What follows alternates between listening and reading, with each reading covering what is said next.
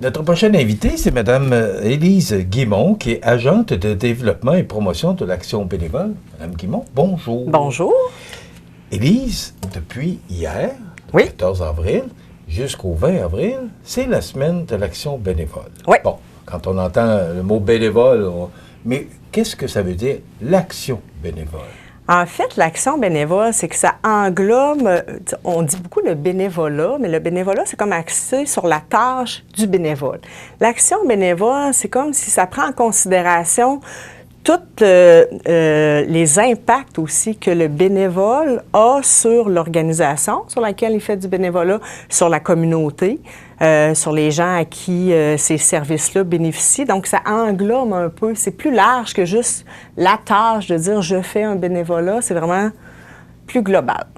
Pourquoi une semaine de l'Action bénévole? Est-ce qu'on a besoin de ça, une semaine d'Action bénévole? En fait, c'est la 50e semaine de l'Action bénévole. OK, ça fait 50 Oui, ans. c'est la 50e cette année. Le thème, c'est « Bénévoler, c'est brillant ».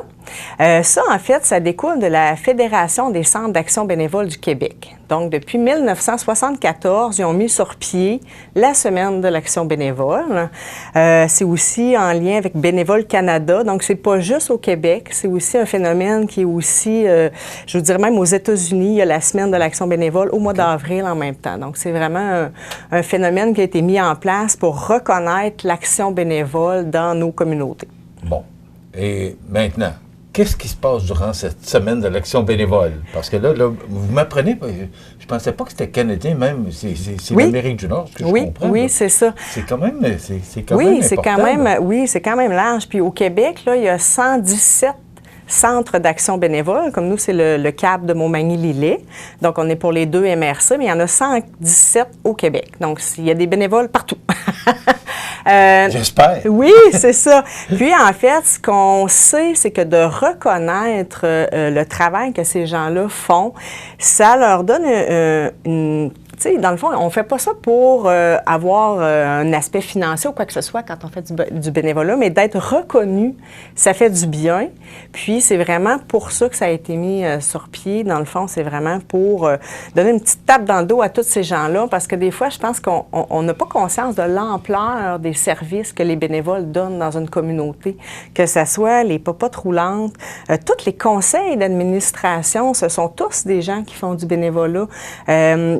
Il y a vraiment beaucoup de toutes les organisations sportives, là, les coachs là, qui donnent, que ce soit le soccer, la danse, la gymnastique, c'est tous des gens qui s'impliquent bénévolement. Puis sans eux, là, il y aurait beaucoup moins de services là, dans la communauté. Là, je vous demande de me rassurer. Oui. Est-ce que ce sont les bénévoles, est-ce que ces gens-là sont en voie de disparition? Ils ne sont pas en voie de disparition, mais on s'entend que le bénévolat a été très, très inculqué dans une génération qui, on va se le dire, est quand même vieillissante. Donc... c'est exactement ce que je voulais vous entendre dire. Oui. Parce que, bon, moi, les jeunes ont d'autres ambitions, mais justement, est-ce que c'est pas dangereux parce que les jeunes s'impliquent moins? Parce qu'il faut d'autres choses, là. Ils s'impliquent différemment. Je pense pas qu'ils s'impliquent moins, comme on le dit tout à l'heure. Différemment. Oui. Si je regarde juste la génération de mes parents, ils étaient 5, 6 enfants par famille. Nous, on est 1 ou 2. Donc, c'est sûr qu'on est moins présents, on est moins nombreux. On est impliqués, peut-être, les jeunes générations, justement, plus dans les sports, tout ce qui touche plus peut-être la famille, les enfants. Au Centre d'action bénévole, on a beaucoup de services pour les aînés. Donc, souvent, nos bénévoles sont également des aînés, mais qui sont en forme, qui ont envie de donner encore du temps. Donc, oui, il faut user d'imagination pour aller chercher, comme d'autres générations, à s'impliquer. Mais il y en a beaucoup, exemple, qui gardent leurs petits-enfants, là, puis ça en est une forme de bénévolat. Donc, les gens sont occupés. Et quand vous dites user d'imagination, qu'est-ce que vous faites? Parce que vous représentez le Centre d'action bénévole. Oui. Qu'est-ce que vous faites pour recruter ces gens-là? Moi, je dis souvent que nos propres bénévoles, c'est les meilleurs porte-parole parce que ceux qui s'impliquent, souvent, là, ça leur apporte quelque chose. Ils rendent service, puis ça donne un sens à leur journée. Les gens qui sont à la retraite, des fois, à un moment donné, ils trouvent le temps long un peu, puis ils se sentent un peu moins utiles. Mais c'est vraiment une façon de se sentir utile, puis de dire « je redonne ». Puis souvent, là, les bénévoles, ils nous le disent « moi, j'aime tellement ça ». Mais des fois, c'est de faire le premier pas, de l'essayer. Donc, nous, on dit aux gens de ne pas hésiter à nous contacter. Moi, je peux aussi référer vers d'autres organismes. Si je vois que quelqu'un veut s'impliquer, mais que ce n'est pas nécessairement la cause des aînés qui lui tiendra à cœur, je peux le référer vers la bibliothèque, vers les popotes roulantes, vers les friperies. Moi, c'est aussi mon travail de référer vers d'autres organismes. Donc, en même temps, je dis aux organismes, si vous cherchez des bénévoles, je suis là pour ça. Et ça marche? Bien, en fait, il faut continuer à toujours faire des efforts, à faire la promotion, à faire connaître le bénévolat. C'est vraiment comme ça qu'on va réussir. Le bouche à oreille fonctionne beaucoup. Donc, souvent, je dis aux gens, si vous impliquez dans des causes et que vous aimez ça, parlez-en. Dites-le que vous aimez bénévoler. Comme ça peut allumer des petites lumières. Parce qu'on peut faire du bénévolat dans différentes sphères d'activité qui nous rejoignent. Là, oui. C'est ça qui est important de mentionner. Exactement, là. c'est la base. Je sais qu'il y a un monsieur qui était venu nous parler ici, qui faisait des voyages pour amener des gens dans les hôpitaux de Québec. Oui. J'avais été impressionné. Et pour lui, là, c'était amusant, c'était divertissant. Puis il me disait même aussi qu'il apprenait beaucoup de choses à jaser avec ces gens-là. Oui. Alors, c'est un partage, hein? Quand on fait du bénévolat, c'est vraiment ça. On donne à une cause, mais la cause nous redonne. Mais c'est important d'être jumelé avec la bonne cause pour que ça puisse, comme que notre action bénévole nous apporte quelque chose, qu'on y trouve du plaisir aussi, là. Vous venez nous en parler ce matin, que c'est la semaine de l'action bénévole, mais, et vous l'avez dit tout à l'heure, au Québec, au Canada et même aux États-Unis, on souligne l'importance des bénévoles. Qu'est-ce qu'on fait précisément dans notre région là, pour souligner cette semaine-là? C'est sûr que chaque organisme ou regroupement fait un peu ses petites actions envers son groupe de bénévoles. Je vois ici la ville de Montmagny qui vont faire une petite activité reconnaissance. Nous, au CAB, on fait une grosse soirée reconnaissance, mais plus au mois de mai. Chaque organisme, je vois la bibliothèque aussi, ils font des petits témoignages sur leurs réseaux sociaux. Donc, il y a vraiment plein de petites choses. C'est difficile de dire on va englober tout ça, mais c'est vraiment chaque organisation, je pense, qui donne des petites récompenses. C'est sûr que moi, je viens en parler, donc ça fait partie un peu de mon travail, de dire on reconnaît le travail des bénévoles, puis donc c'est beaucoup ça englobe beaucoup d'actions. Est-ce qu'on les chouchoute un petit peu plus qu'avant, nos bénévoles? Et je prends le mot chouchouter, là, il est pensé, mais ils sont tellement importants que, vous le disiez, là, la ville va reconnaître là, ces gens-là, puis vous aussi, vous avez une activité. Mais est-ce qu'on les chouchoute un petit peu plus pour en prendre soin de ces gens-là? Oui, c'est vraiment important. Leur faire comprendre à quel point ils sont importants pour notre société. Oui, puis des fois, on pense que les gros événements, tu sais, c'est le fun, ils aiment ça, les gens se regrouper puis se réunir, mais la reconnaissance, souvent, c'est dans plein de petits gestes, dans plein de petites choses, des merci, des attentions, un accueil chaleureux.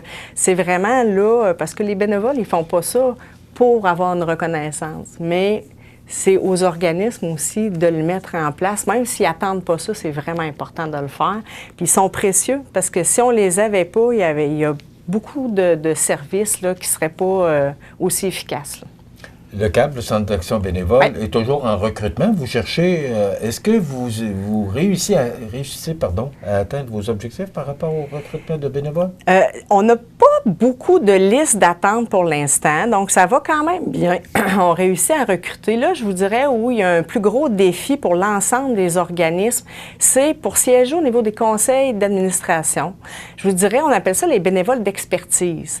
Donc, des fois, que ce soit en administration, en comptabilité, parce que tous les organismes ont besoin de gens pour siéger. Des gens compétents. Oui, des gens compétents qui aiment prendre des décisions, qui aiment réfléchir sans nécessairement être sur le terrain. Ça nous prend des gens aussi qui sont là pour prendre des décisions et calculer et faire toutes ces choses-là. Donc, ça, c'est un défi. Puis des fois, ça implique pas tant d'heures dans une année, là, de siéger sur un conseil d'administration ou d'aider un peu. Nous, on a la clinique d'impôt au CAM. On fait au-dessus de 500 rapports d'impôt dans une période assez précise. Donc, les gens qui sont bons un peu avec les chiffres puis qui aiment un peu, nous, à ce moment-là, c'est une période, pendant 2 mois, on a besoin de gens. Donc, c'est vraiment ciblé là, avec les besoins. Mais je dirais que les bénévoles d'expertise sont recherchés. Et puis, est-ce qu'on a de la misère à les recruter? C'est pas facile. Il faut travailler fort. OK. Je ne le cacherai pas. Et c'est votre rôle. Oui, exactement. Donc, s'il y a des gens ici là, qui veulent s'impliquer, appelez-moi. Oui, bien, c'est le temps, justement, de passer Oui. le message. On peut communiquer avec le Centre Oui, le Centre d'action bénévole en 248-7242. Et puis Comment moi, ça je se peux... passe, Élise? Est-ce que les gens vont communiquer avec vous? Oui. Il se passe quoi après? Les gens vous rencontrent? Oui, la pour, première étape, pour- c'est que pour moi, voir? je fais une rencontre avec la personne, puis j'évalue vraiment au niveau des disponibilités, des compétences, des intérêts. Donc, on fait vraiment un portrait. Puis ensuite, moi, je connais beaucoup les organismes communautaires des MRC de Montmagny-Lillet. J'ai une bonne idée des besoins et c'est là que je peux vraiment cibler pour bien référer la personne. Puis je peux faire le premier contact aussi entre le bénévole et un autre organisme. Ou si c'est au sein de notre organisme, on peut faire comme bénévole d'un jour, essayer, tu sais, avant de s'impliquer. Donc, il y a plusieurs petites actions qu'on fait, là. C'est important ce que vous dites là, c'est qu'on met les gens à l'aise. Oui, c'est ça, tout à fait. Puis on dit toujours, le bénévolat, c'est pas une job. On y va selon la disponibilité qu'on a. Si la personne me dit, j'en ferai une journée par mois, c'est parfait. On va le prendre. Et voilà. Élise, merci beaucoup. Élise Guimond, qui est agente de développement et promotion de l'action bénévole pour le Centre d'action bénévole. 248. 7242, mon poste est le 109. Voilà, ça complète Merci. et on se souhaite une belle semaine de l'action bénévole. Merci.